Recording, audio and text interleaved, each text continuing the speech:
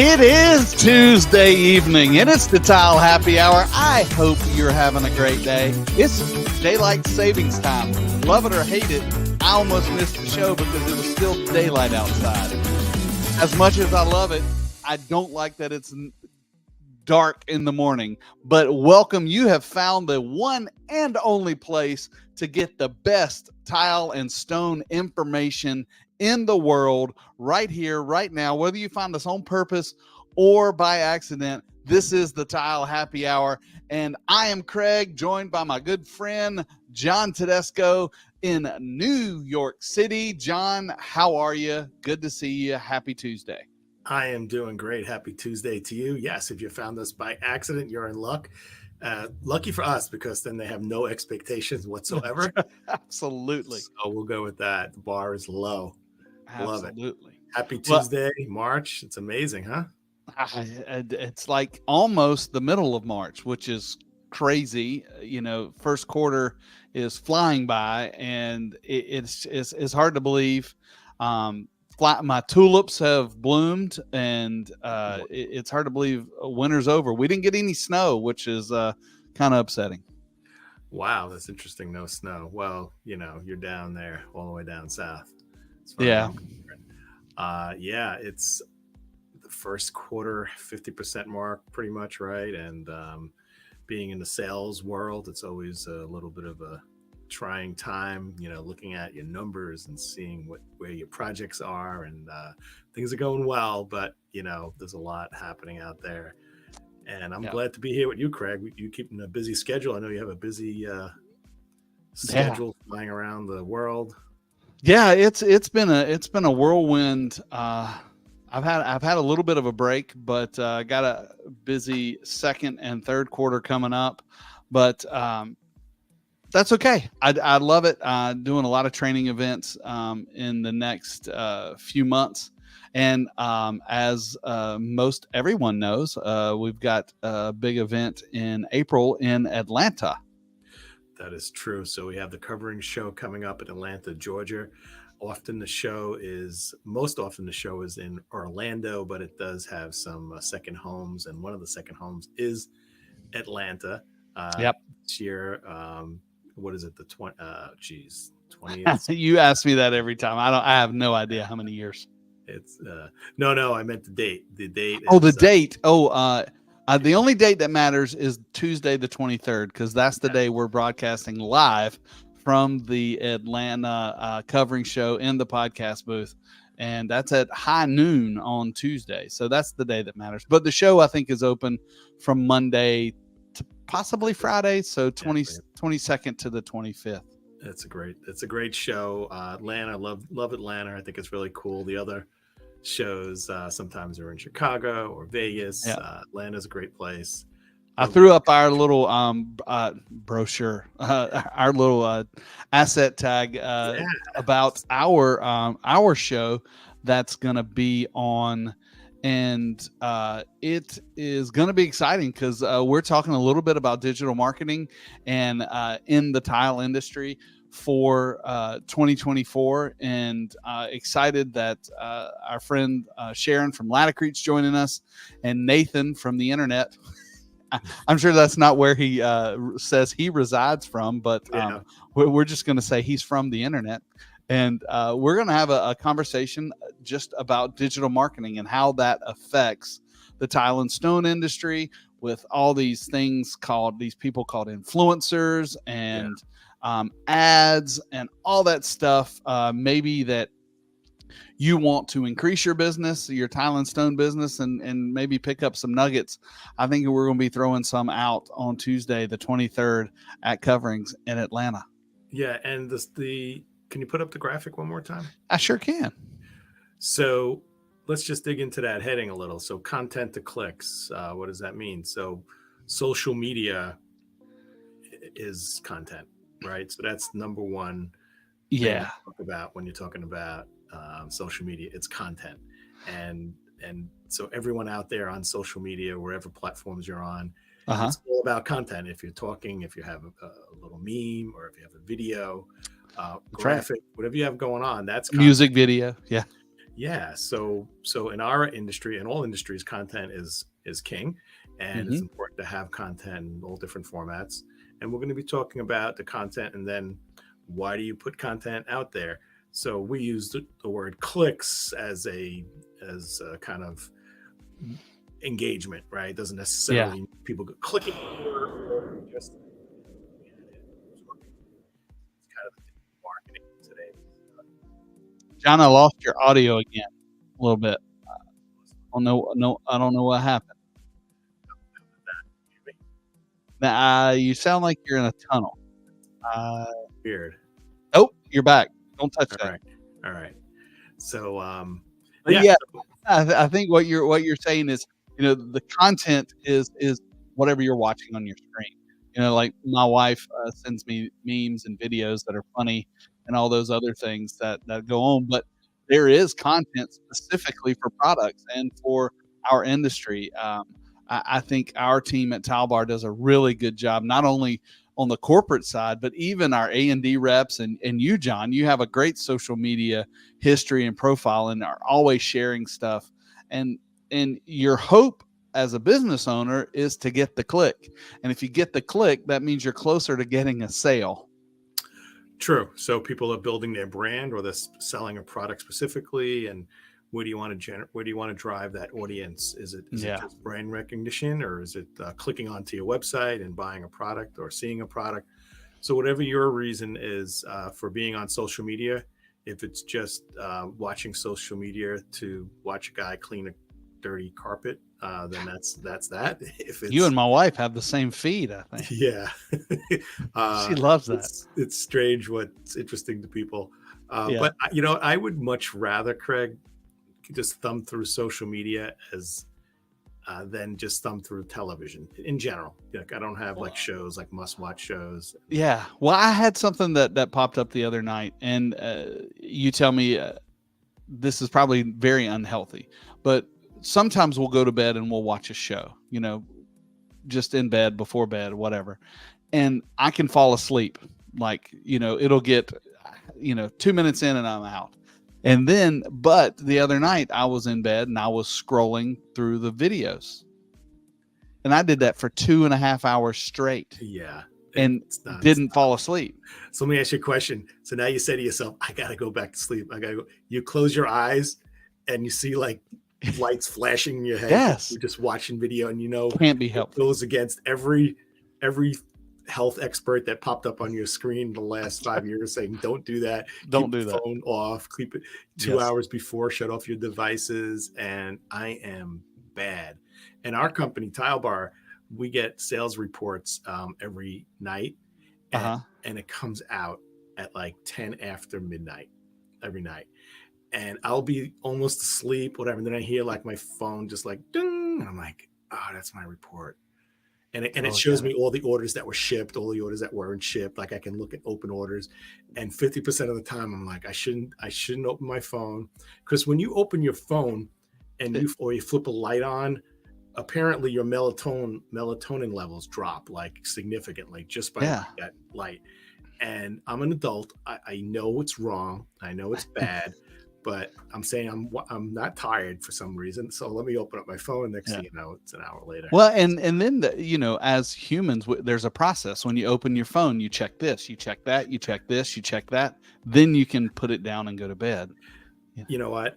Yeah, I check my bank account like 50 times. Like it just click. It's like nothing's changed. Like you and my wife are the same person. I don't know. Something's crazy. She does it.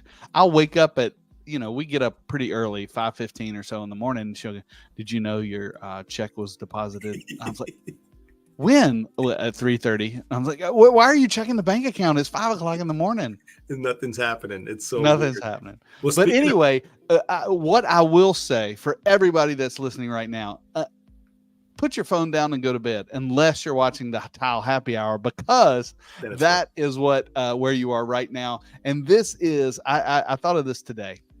Out of all the things out there, all the content that we talk about, that's out there. This, to me, is the most important hour in the tile industry in the world, because we do it all. We talk about design like we did last week, and I want to review that with you because you weren't here.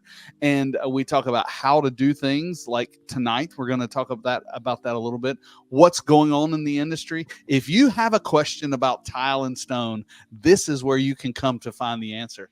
And I don't know if there's any other place in the world that you can get free information about this subject. And whether you're here watching live, if you're watching live, let us know where you're watching from. I've got screens all around me. I can see that. If you're watching not live, I hope you're still alive. But if it's on a playback, we still want to read your comments. I told John our comments are up. Whether on whichever platform you like to watch from. And we love to answer those questions just like we do here tonight. We really do. We're glad that you're here. So this is John Tedisco, co-host the Tile Happy Hour with my cohort and co-host Craig Cahoon. He's down in North Carolina. I'm up here in New York, and hopefully we're coming to you in your living room, or maybe you're already in your jammies and hanging out in bed. And out of respect to you, we're doing this at 8 p.m. to 9 p.m., not midnight. We probably would have a crowd. It'll probably be a different crowd. They'll be just high. It'll be like, wow, movement joints. We'd have to get a better light show, maybe. Yeah, but they're thinking movement joints has something to do with pot. They're like, wow. So I put on my social media, Craig. We have informative and exciting topic, movement joints. I honestly meant that. And later on, I said to myself, I should have put in parentheses, of course, if you're into tile, it's exciting. Otherwise, maybe not. Wait, hey, do you have a drink tonight? I've got my traditional Leroy cup with some sweet tea. So cheers. Oh, a glass of wine tonight. Yeah, I felt like a glass of wine. I love it. So welcome everybody to the Tile Happy Hour. This is Craig and John. Come see us in Atlanta. We'll be on the high stage. I'm working on some new swag for us. So if you come say hi in Atlanta, I may have a little gift for you. It won't be much because we have a very small budget, which is nothing. And so please come say hello and come watch the show with us. That's the cool thing. We're going to have some friends there. A lot, of course, if you know the tile and stone industry, there's going to be tons of your friends there. Bring them all to the live show, and let them make us the audience too, right, Craig? Say again. We want questions from the audience. Sure, yeah. I mean, unfortunately, we only have an hour. Like here, we can talk for as long as we want to because but there we only have an hour. But I want to come loaded with some questions because I don't claim to know anything about digital marketing, even though I'm on social media a lot. I'm a novice at it. I try to study it as much as I can because I do believe it's the future of our business. And the content creator market is a $1 billion industry, $1 billion plus industry. And we, as the tile industry, have to harness that. We've got to take it in on that. I mean, there's ads playing between those videos that are keeping us awake, that are selling products, and people are. And so we need to know how to leverage that for our businesses, whether you're a contractor or you're a distributor or a manufacturer, any of that stuff. So I want to learn as much as I can. Well, that's why I think this topic is really cool, because it could appeal to anybody. What segment you are in the industry, because we have an influence. Is that his title, influencer? I will have to ask him how he wants. He is an influencer, yes, content creator. But I think his main business, and I'm talking about Nathan Merrill, which is Vision Tile and Stone. If you follow him on Instagram, cool Instagram page. He is a unique story every day, and I just love watching him. But he's an artist at heart, but I think his main job is a tile setter. Yeah, absolutely. And what's also cool is then we have it paired up with Latticrete, which to you and I is like really cool and fun. But in the tile world, grout and thin set is the least sexiest part of a tile. And here they have, full-time person handling all their social media and all their marketing, Yeah. digital marketing, and probably teams of people like Tile Bar has. And I'd like to hear some insight on how that all came about, what they're currently doing, how they see that working, and what they see. And the return. That's what I'm interested in. Yeah. What's the return on that investment? I mean, obviously, teams of people are expensive, Right. so there has to be a return out there. Welcome those that are just joining us. We're kind of previewing our coverings talk and podcast, which is going to be super exciting. But John, you weren't here last week, and when you're not here, I struggle because I get lonely. All hell breaks loose. I know. But we brought in a friend of yours, so she felt lonely too, because it was like we were on a blind date, because we'd never met until we were online face to face. But Nava Slaven was with us last week, and we kind of really just did a mock design and helped out our good friend Josh, who jumped in too, which was a great episode a few months ago where Josh is doing this renovation, and John and I tried to help him. And what was so cool about it is I'm talking to you in the camera, were actually responded and asked questions, and Nava reached out to Josh personally. And so I thought, hey, matchmaker match. There's a song there. I don't know it. My wife would. And we brought them together online to kind of talk about the next steps in that renovation. And John decided to take the day off. Yeah, I took the day off. Actually, went up to, I was invited to meet with senators and assembly people in a New York State Capitol. So we left at 7 a.m, got back at 10, 11 o'clock at night. And because Albany State Capitol is like a 4-hour ride from Long Island. And we talked about people, we were talking to lawmakers and legislators about things that impact our industry, the building industry, which impacts all of us. But I was able to jump on and watch some of the show. It was really cool. It was pretty fun to just have to be a spectator. Nava Slaven is a great designer. She's an award-winning designer. She's involved in a lot of organizations like IDS and ASID and NKBA, and she's a Tile Bar kind of. She's kind of an OG from what she said. Yeah, she definitely was. She remembers being solicited by the first 2 salespeople in the company, and she's been a client ever since. So it was fun when she happened to just come across the show on my feed, I guess, a few months ago. And she jumped in and we connected with Josh. That was a lot of fun.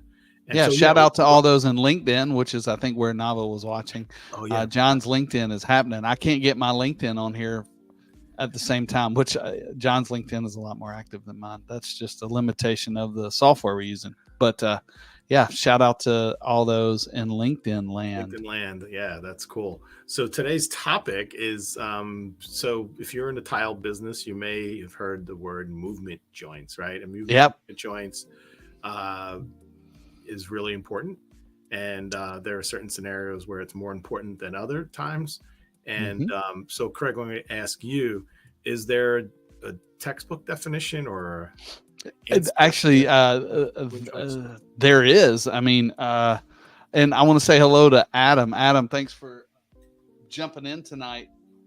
But right here, if you know anything about the tile industry, this is, we call it the Tile Bible, the TCNA handbook.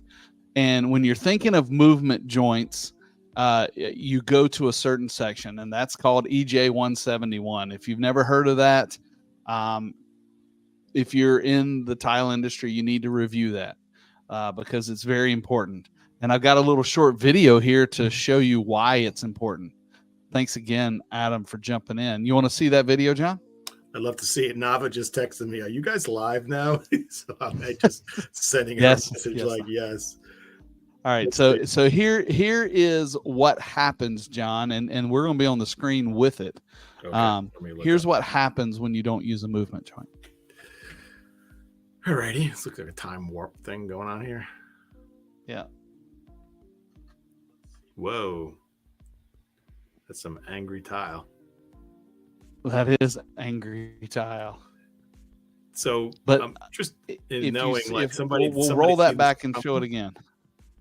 Did somebody see this coming and they were Yes, just because filling you it? can see here. Let me pause it right here. You can see this is probably 12 by 12, 12 by 24 joint. You can see the joint that's in the center of the screen. It's tinted up, so that tile has moved and already tinted up, and it's working its way down.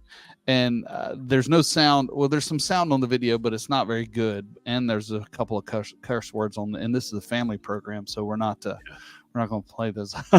but but you could hear the floor creaking and cracking, and so whoever's floor this is, I don't know these people, pulled out their camera and filmed it, and so the floor is moving, and the tile just had enough. Wow. And broke. That's pretty dramatic. So it's a couple of things that are good. Number one, the tile withstood pretty good, and the grout did also, and it finally had enough pressure and cracked the tile, and it blew off the floor. That obviously is an extreme case, but so what exactly happened there? So what, and it's hard to tell 100%. Here, I'm trying to find my mouse so I can get that off the screen. It's hard to tell 100%, but what I'm assuming has happened is they have tiled that room wall to wall, and there is no joint, no soft joint between the exterior walls. So grout would be not considered a soft joint. Grout would not be considered a soft joint. Okay. So this had no place to go, and as you know, and I'm working on a training document that we actually have our company-wide training on the 21st. That is going to be kind of all about this, and everything moves, whether it is the hardest metal in the world to the softest cotton ball. Everything moves, and it's temperature plays a big part of that. So a lot of times when you have a building that is new, it's installed unconditioned possibly, or the conditions change when they start loading the building. And that's when normally the biggest movements happen, is in a brand new building, and they're just turning on the HVAC and everything starts to creak and move. And I'm sure your house, when you turn on the heater for that first time in the summertime, you'll hear things move. And if you've ever been in a place where the windows don't open, they're swollen shut. All those things have to be taken in consideration when you're installing tile. Now, are you saying that those movements are normal?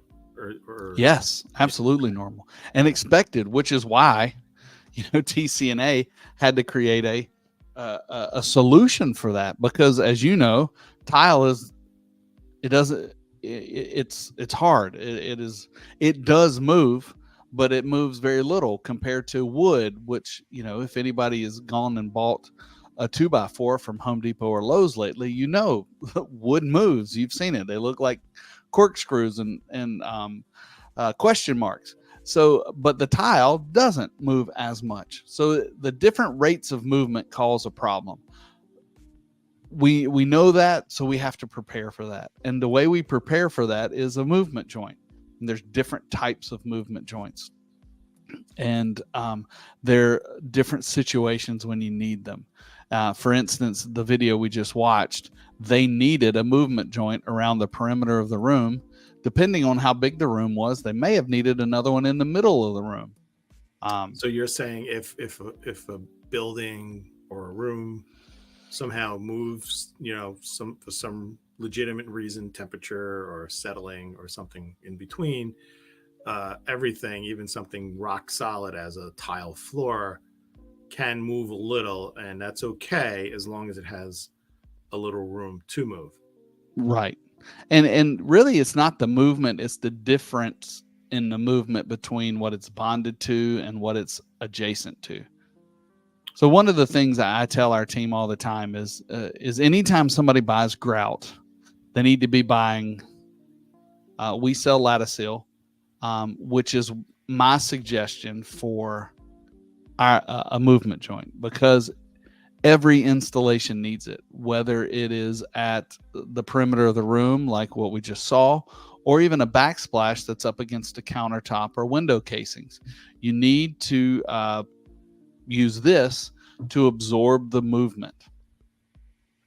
Now, I see where I've seen it used for countertops because there's a lot of, a lot of demand on a countertop, right? Between temperatures and moisture and heat. People standing on them.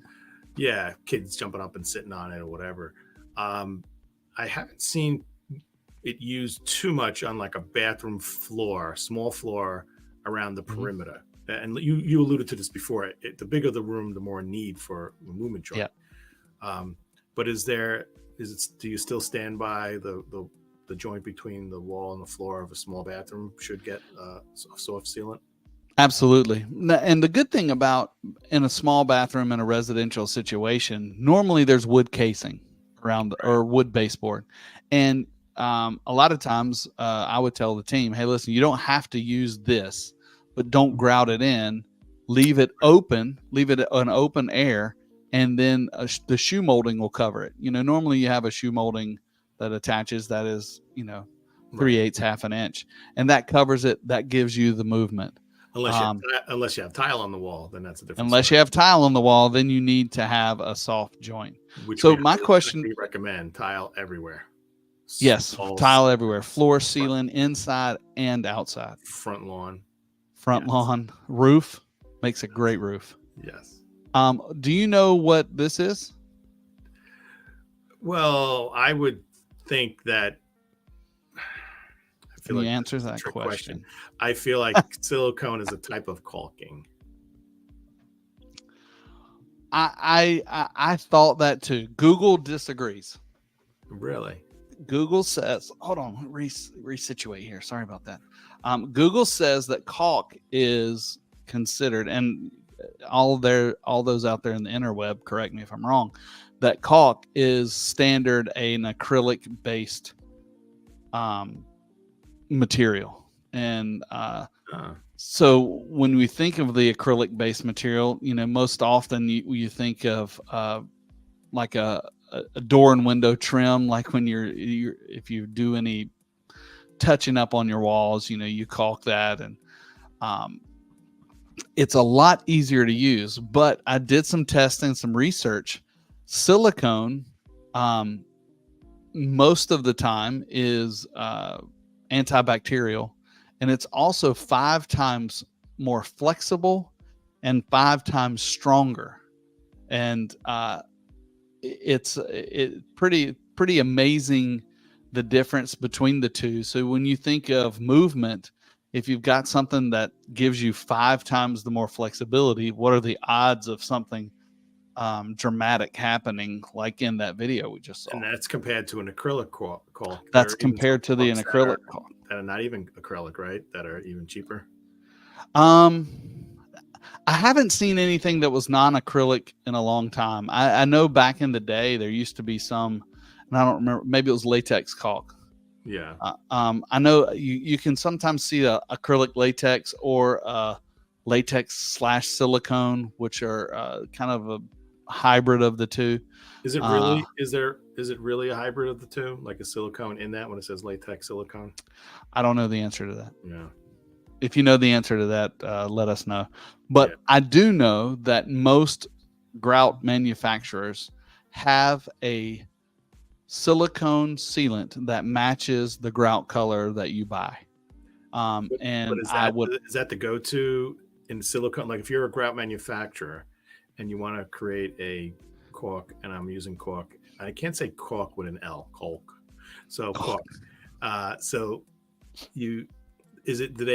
Is the formula of choice silicone, or is it sometimes acrylic? I think in the industry, yes. I believe they are still producing and buying acrylic based just because of the cost savings. But everyone I talk to says use silicone. So that's what I teach when I talk about it. I always talk about silicone because truthfully, the price difference doesn't matter once you've had a failure. Are you really going to be upset about $3 more a tube? Yeah, it's definitely not the cost. It's definitely the skill set, because the regular caulking is usually water cleanable and doesn't Yeah, smear, and it's a lot easier to it's install. a big difference. But we do highly recommend you figure out how to do it, because it literally is permanent. It's pretty permanent, right? Yeah. To use a silicone sealant. Yeah, I'll tell you a story because I like to tell stories.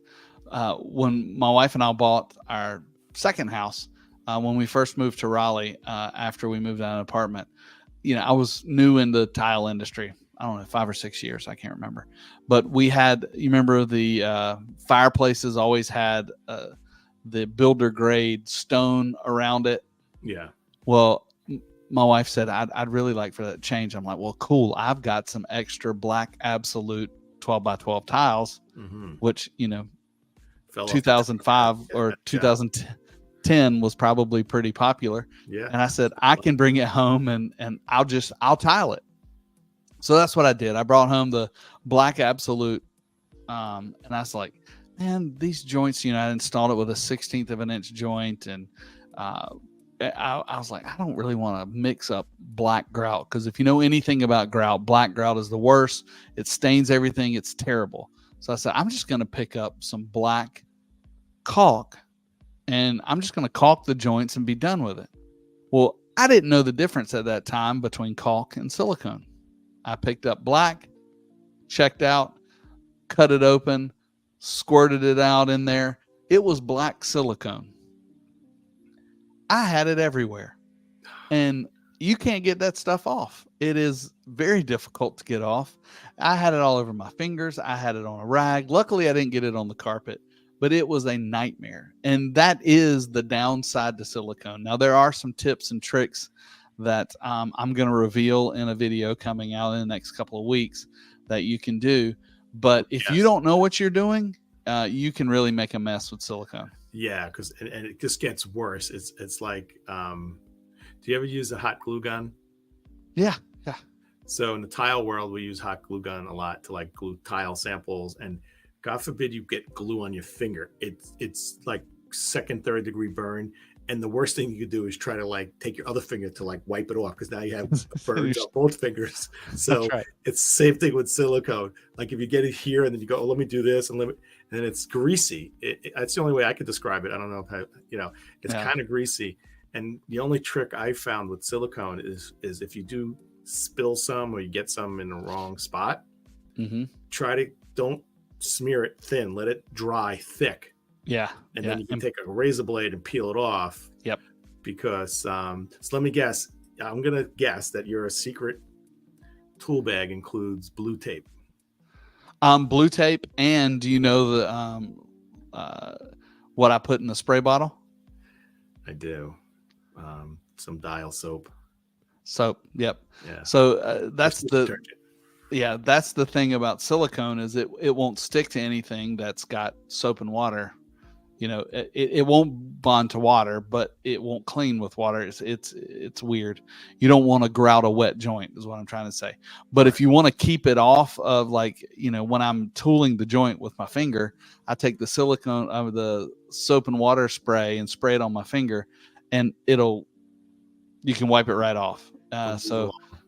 Moving along. So I've actually gotten out of using tape because I find that works better. If I put a thin enough bead in it to where it stays inside the tile joint, you can spray over top of it with the soap and water. Use your finger or a popsicle stick or a spoon, whatever you want to use. Pull out the grout, and it won't stick to the edge of the tile or the top of the face of the tile, and it'll come right off. Craig, do you ever recommend? I mean, it sounds like you're talking grouting with silicone. I know when you did your fireplace, whatever that fiasco was, but as cool as silicone is, I mean, silicone is an amazing product. Yeah. I don't see anyone in the industry saying just become really good at using a caulk gun and silicone all the joints. That just never happens. Like you do a bathroom, you're not going to silicone the whole bathroom, are you? I wouldn't say it never happens. For a bathroom, no. I will say the time where I have used it, back in the day in the stone industry, that was what was between two stone panels was, and it probably wasn't silicone. It may have been a different kind Right. of sealant. But when they started coming out with thin gauge porcelain, I did a bank, and the porcelain panels were 3 foot by 7 foot or something like that. And the more I thought about it, I had to put in soft joints anyway. It was an exterior installation, which means that it was getting a lot of thermal expansion from the sun. So I just told the team, I said, "Listen, I'll buy you all latticeil, which is what we used, and we latticeiled every joint of that bank, uh, top to bottom. There's no grout in that at all. Right. So it did a couple of different things. It seals everything in because it's completely waterproof. It gives it the movement it needs, and you don't have to do grout." Say again? It's a movement joint party. I mean, every joint's a movement possibility. Absolutely. Oh, Adam, denatured alcohol spray bottle for silicone dries faster until there you go. I've heard the denatured alcohol. I've never tried that. Thanks, Adam, for that tip. What about just drink alcohol when you're? I think you drink alcohol and it's immediately clean because you don't care how much you've made a mess. Until the next day, you're like, "Oh man, this is bad." But no, it's a very rare situation where you just silicone all the joints. I mean, I did it because I was lazy, and that's what I get for being lazy. And I thought I was smarter than I was. But there are times for that bank installation that it made sense, right? Because the panels were so large. Yeah. So let me ask you a question. So you're walking down the streets of Raleigh, North Carolina, and there's a cement sidewalk. I guess you guys have cement and electricity down there? Yeah, we do. Okay. We do. So every once in a while, well, the sidewalks have like a little crease in them, and every once in a while there's this weird tar and thick stuff between two pieces of concrete. Is that a expansion joint or a movement joint? Yep, same concept. There's expansion and contraction. Now the good thing about a sidewalk is normally it can expand into the dirt or whatever. Yeah, it's usually not butt up against building like a courtyard with something hard from sides. Yeah, I get that. But a lot of times you've got to do that because concrete always cracks. Right. And the reason there are joints in concrete is they want them to crack in those joints. So when you're walking on that same sidewalk and you see a pre-made joint into it, it's not for fun. They do that because they know that concrete is going to crack, and they're trying to make a weak spot for it to crack there so it doesn't crack somewhere else. And the same thing is true for commercial flooring. The lobby of a building that's poured concrete, they know that the concrete's going to crack. And if they don't put a joint in it, a saw joint or a control joint, one of those joints, it's going to crack on its own. And when it does it on its own, it's going to be like a lightning bolt. It's not going to be straight. Right. And that's much harder to fight against. So that's why concrete's a pretty unique material. And it doesn't look complicated, but it is, but it performs really well. It's my favorite substrate to put tile on, personally. Well, you used the word operative. Used an operative word, which was control. That's what I was trying to say. So controlled is right. There's going to be movement, and maybe some kind of shift in material, and you want that shift to be in the soft joint. So if the soft joint cracks or peels, it's no big deal. As a matter of fact, if you're walking down the streets of New York City, it's very common to see a guy on his knees in the middle of people walking, caulking this gray kind of matter between sidewalks, and then they put like a little thin piece of melamine and duct tape it. And this must be some protocol where maybe it's an ordinance or something, but there's people who that's all they do. They go around, and I guess if you own a building and in front of your building, they'll caulk these like expansion joints, whatever, and then they put a little masonite on it and they duct tape it down for a few days, and it's a very common. I see it. People don't see it if you're just not in the tile business. You're not paying attention. Yeah, You're not paying attention. As tile industry, we have neck problems because we're always looking down. Yeah, and other people just worried about getting mugged, and we're just That's right. Well, I was wondering where you were going when you said every now and then I see a guy on his knees in the in the sidewalk. I was like, I don't know. It's a family show, John. It's a family show. True. But those things and what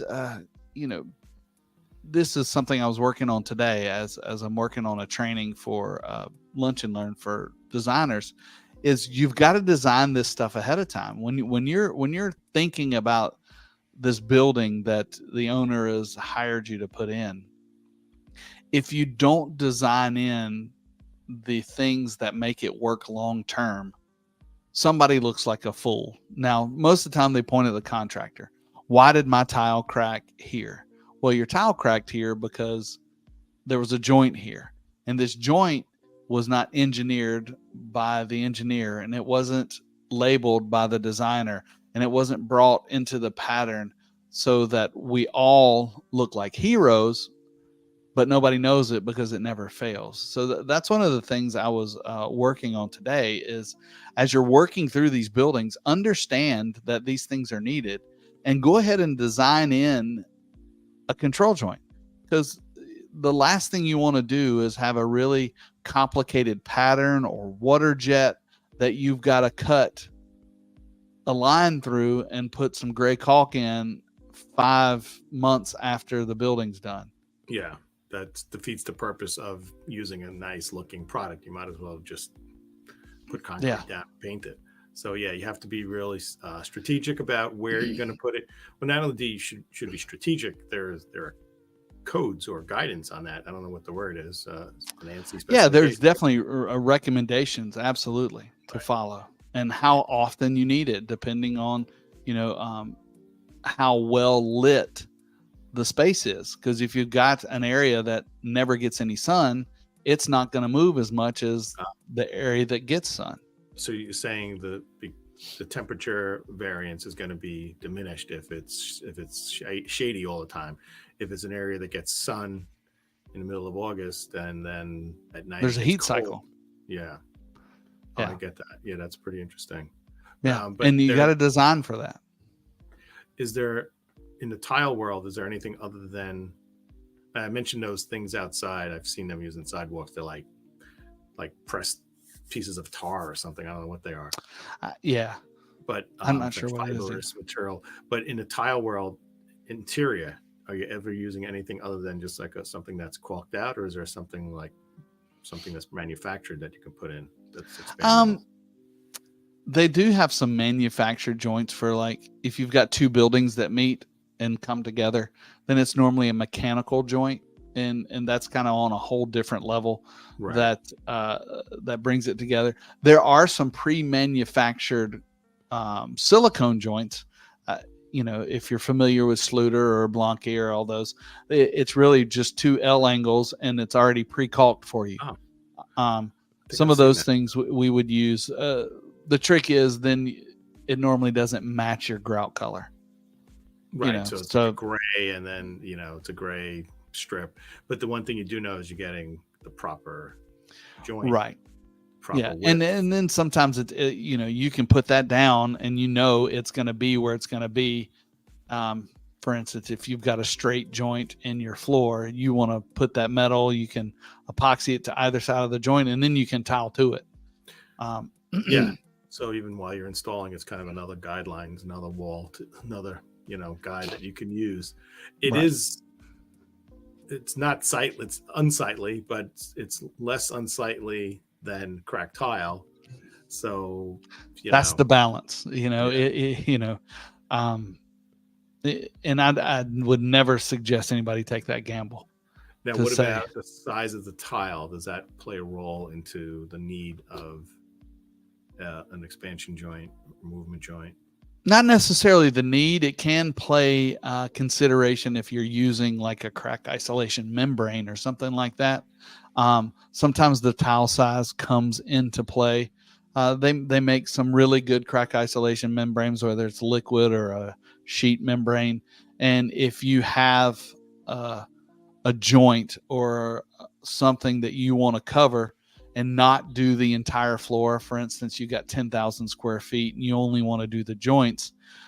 They have to go a certain amount past the joint, and that's dependent on your tile size. But that's really the only time tile size comes into consideration. Right, but actually, you just talked about this crack membrane. Crack, what did you call it? Crack isolation membrane. So, isn't that another way to address this? But it's done in the substrate. You can address it that way, but it does not get rid of the need of a soft joint. So okay. the things that crack isolation, there's a couple of things.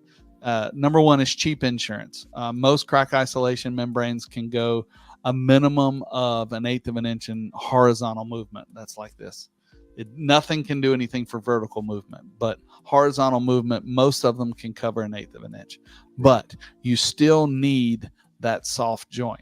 But for instance, if you've got a pattern and you need the joint is messing up your pattern, and it would be better if you move that joint over 4 feet.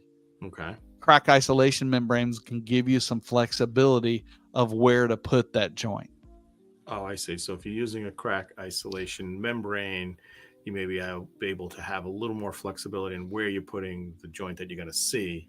Correct. Because that's gonna handle a certain amount of movement first, and then it'll go to the joint. Correct. Very Correct. interesting. Yeah. Now, on that floor that we showed that video of, I mean, that was dramatic. I mean, yeah. Was that building really moving a lot, or is it just that it just built? I can't imagine how that pressure built up. That was crazy. I mean, yeah. I mean, that was pure building movement, and crack isolation wouldn't have helped that. Yeah, I'll just say that now. Everything was under too much tension. You know, we deal with this a lot in LVT floors. Have you ever had a complaint about LVT that's cut too tight around the room, and then the LVT will tent up? Right. Heard about that? But I'm familiar with that. Yeah. So you're supposed to leave. I think it's 1/8 of an inch, also, right, around the perimeter. I think it's 3/8, maybe. Yeah, maybe 3/8 around the room, and in those cases, you always have some kind of baseboard, right? If you're doing an LVT floor, you're not going to have ceramic walls.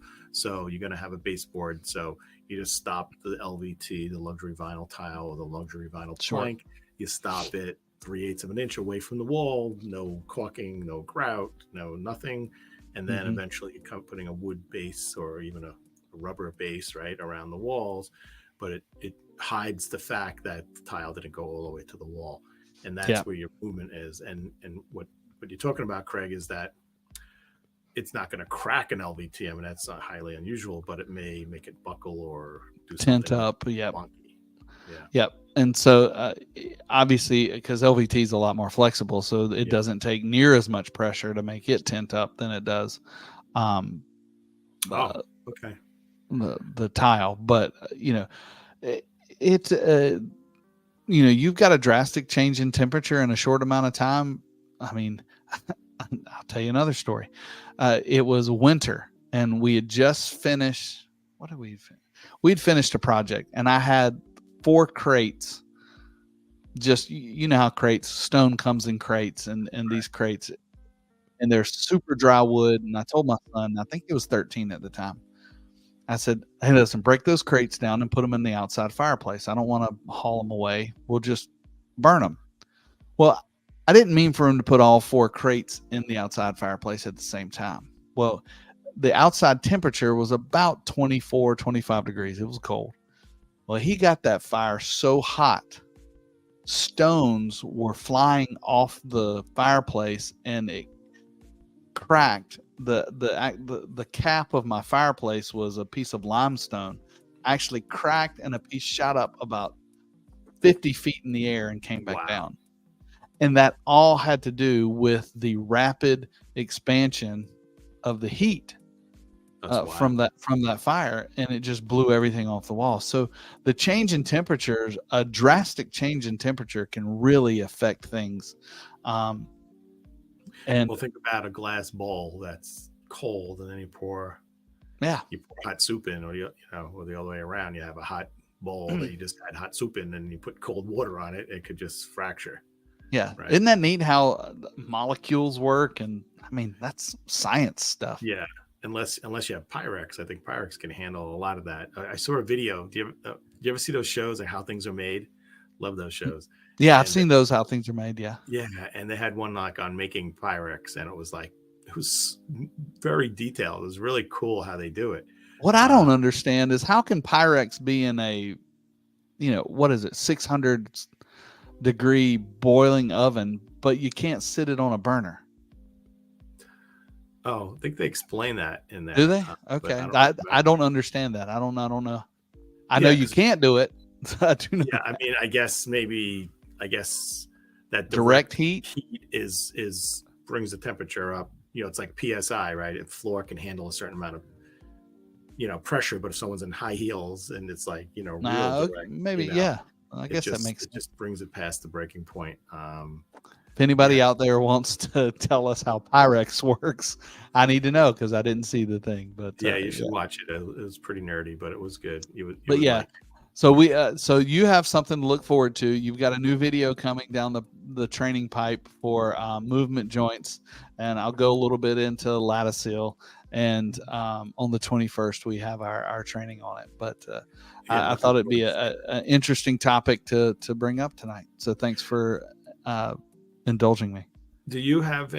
Are there any other things that can happen to a tile floor with drastic temperature changes? And I'm not talking about movement joints, but is there anything else that can happen to a floor if you have that, like, freezing at night and in the day? I mean, really hot. I mean, you actually could have, other than, the tile can fracture. You can have delaminating, where maybe the mortar breaks loose of the bond from the tile. Right. So then you could have a hollow spot. I do believe that you would need some sort of force on it. So I do think the movement joint would take care of most of that. The biggest thing for temperature change, like if it's outside or even if it's inside, if you've got a temperature change in a material that has moisture in it, that's disaster right there. That's what we call in the industry freeze thaw. It gets enough moisture in it, and we all know that when water freezes, it expands. Right. And so when it expands, and if it's inside something and it expands, it can blow it apart. Right. Yeah, exactly. Everyone's left a can of Coke in the freezer, right? And then that's right. Or a bottle of, you ever go chill a bottle of low alcoholic beverage, not their tequila that you drink all the time, but vodka. Thank you. Yeah.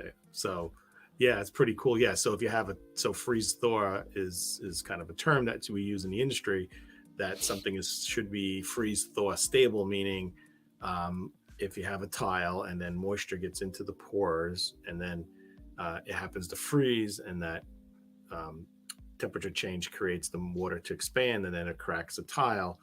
So the freeze thaw term, meaning that, and usually it means that the tile has such low porosity that there's not enough water to get in the tile, or no water gets in the tile. So when it is being exposed to these temperatures, there's not enough water in there to expand and break a tile. So it could freeze, it could thaw, it could freeze, it could thaw. And those are cycles. And aren't they measured in cycles? Like it has how many cycles it can go through without cracking or something to that effect? I'm going to say yes, but I don't know. Good answer. Yeah. So you're correct, John. Well, that's an assumption. That's a good bet. Bet. I think it is measured in cycles. I don't know how many there are, but yeah. And I get that question asked a lot. Hey, can I use this tile outside? If it's a porcelain tile, odds are yes. And that's the easy knee-jerk rule of thumb answer. I got a question the other day, and it's not the first time I've gotten it. Hey, can I use this porcelain tile in front of a fireplace? Mm-hmm. And this is from a designer, and the contractor was like, "Is this fire rated?" And I'm like, I said, yes, you can use the tile is produced at 2,200 degrees. So if the outside of your fireplace is getting to be 2,000 degrees plus, you probably have a large fire happening in your You've house. got bigger issues. Yeah. So, but it is amazing. I mean, we understand why people ask that because they're thinking fireplace, but no one, unless in your scenario where you're cranking up 4 crates of wood in a fireplace, no one has a fireplace that you're like, oh, don't touch the mantle because it's too hot. I mean, typically it's not, it's Right. so everything's contained for the most Yep. part within the fireplace, except for what's being emitted out, but that's somewhat controlled or by design. But it's not like the whole house wall is getting to be heated up. Yeah. I guess there's insulation of some sort, right? Inside the fireplace, there's a flue and there's Mhm. all that good stuff. Yeah, fireplaces are built for the heat to come out the front of it and the excess to go up the chimney, and for nothing to be hot to the touch, and so they're built well. But you're right. I mean, you could tile the inside of a fireplace and it's not going to hurt anything. Now, it's not going to look good ever again. And the reason I tell our team not to do that is because I don't know what the structure is. I don't know what the setting materials are. I can confirm that the tile will not catch on fire or melt, but I have no idea, and that's not a good idea unless it's meant for a fireplace. Yeah, well, inside there's things called fire bricks, right? And that's right. I'm not quite sure how different they are from regular bricks. I don't know that they're that much different, because I will say, and maybe this is the reason my fireplace exploded outside, is we used regular bricks when I built my fireplace outside. And maybe not fire. Maybe if we'd used fire bricks, it'd been okay. I don't know, but I really think it was the fuel that we had in there. But that's definitely likely. So look, we learned about movement joints today, and it's important. A lot of guys don't know. A lot of people don't know about movement joints. Some people that are in the residential realm are not necessarily in tune with this because they typically don't have 100-foot rooms or rooms that kind of really need it. And I'm sure there are some residential jobs that could use some movement joints. I mean, like in the middle of the floor, but it's really more, you're really talking more about where the wall, 2 planes meet, I think you put it right. So the biggest residential failure that I see, and I probably see it weekly, is the joint between the countertop and the tile backsplash. Anytime you don't, number one, leave enough room for the caulk, you just set your tile directly on the countertop and then try to caulk it. That does nothing. Or you leave the room and you grout it. Those are the 2 mistakes I see all the time, and both of those times that you're going to have some sort of a failure. And wait, what do you mean leave the room and grout it? Oh, you mean leave the space and grout it? They leave the space and then just grout it. I visualized somebody walking out of the room and then come back and grout it. I'm like, what is that? What do you mean? No, they space it correctly, but then they just grout it instead of using. That's terrible because well, first place, just from this like staining perspective, I don't care what kind of grout you have. Like typically, if it's cementitious of some sort, even if you're sealing it, like you have a lot of gunk hitting that corner. You spill something, it's going to go in that joint. So so I agree wholeheartedly that the movement joint or soft sealer like a silicone should go there. I mean, I'm sure you would recommend an acrylic or acrylic late silicone as opposed to grout, right? That's still better than absolutely. That would be a step down from the silicone, but still better than grout or nothing. Yeah. And are you doing that? So should the grout be dried before you do that? Because you don't want to stop playing around with putting a silicone while something's still wet, like grout. Yeah. I would say you need to be done, or I've done it. I've caulked it first and then grouted. I've done it. I forget why I did that. And then the more I thought about it, I was like, this is never done this way. Why do you do? And I couldn't think of a good reason why it wasn't. So, but you still waited for the caulk or silicone to dry. Yeah, whatever goes first got to cure, or you're going to make a mess. Yeah, I'm wondering why. I think the silicone could give something, or a soft seal could give something a smooth finished look. So when you grout, sometimes it's slightly rough on the edge. So I think to do it last kind of gives you that opportunity to kind of like, I don't know, go across. But we learned a lot. So lattice seal is the caulking. I'm going to use the word caulk, but everybody does. So The official that it should be called sealant, but every time I say sealant, people think of sealer, and that's not correct. right, you're thinking of liquid in a bottle, but no one Right. says go get the silicone gun. That's true. It is a caulk gun. Yeah. But So you're right.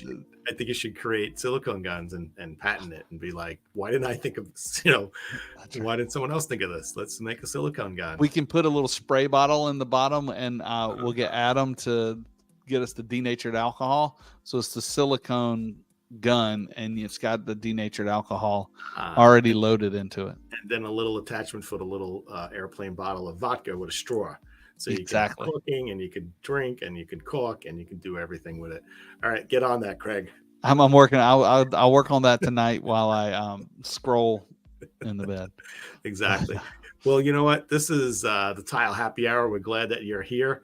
So if you're listening to the show now, you're probably a tile nerd or a tile geek, or you are extremely high and just happened to come across and thought this was really interesting, just like an unboxing event, right? You like someone watching somebody unbox their new, you know, whatever computer. So we do this every Tuesday, 8 p.m., 8 to 9, roughly. No hard stop, but we really happy that you're here and that you're watching with us and you're joining with us. Do comment where you're watching from, even if you're watching this now and the show has already ended and it's, you know, you're watching a encore version of this, then do comment where you're watching from. Send us questions. You could send them right on the feeds that you're watching on, or send us a private message through those platforms, and we'll absolutely get back to you. We're here to help. We're here to help your tile project be successful and look great for, you know, as long as you want it to. You don't want it to fail and have to replace something. I love when people say, oh, I hate taking out this bathroom. It's just in good condition. But, you know, when was it done? It was like 1973 and it's lime green. And it's just amazing. Nothing else in the world lasts that long other than tile, you know, as far as I know. So it's really, you don't see ancient ruins with, hey, look at this old carpet floor they had from Rome, you know. That LVT they put in really lasts. All that LVT disappeared from Roman times. But tile and stone and glass exists. So Craig, it's been really good. Thanks for all your technical knowledge. This is definitely your expertise. So it's glad to learn some things myself tonight, and glad to share my knowledge with everyone. This is the Tile Happy Hour. My name is John Tedisco, and I'd like to wish you guys peace, health, and happiness. Thanks, John. Yeah, it was fun. I mean, this is next show. We'll have to dig into your product and design knowledge, but I say this every week, and because I'm a nerd about things, I always want to keep learning and trying to find out new things. And I hope that you learned something, and let us know if you did. And as always, keep learning together, and let's tile the world.